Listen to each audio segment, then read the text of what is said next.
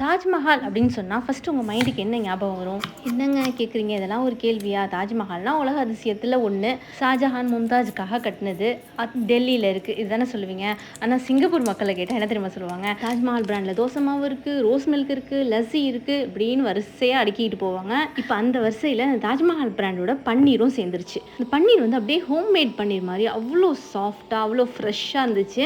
சரி, நீங்கள் இந்தியாவில இருக்கீங்க, உங்களுக்கு எப்படி இந்த பிராண்ட் கிடச்சிச்சு அப்படின்னு அடுத்த கேள்வி வரும். அதுக்கும் நான் இதில் ஆன்சர் பண்ணிடுறேன். எனக்கு தாஜ்மஹால் பிராண்ட்லேருந்து பக்காவாக ஐஸ் பேக் பண்ணி சென்ட் பண்ணி வச்சாங்க.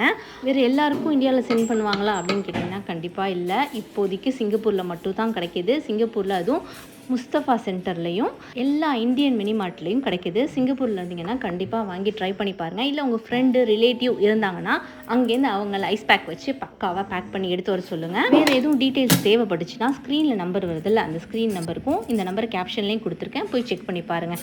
Thank you so much.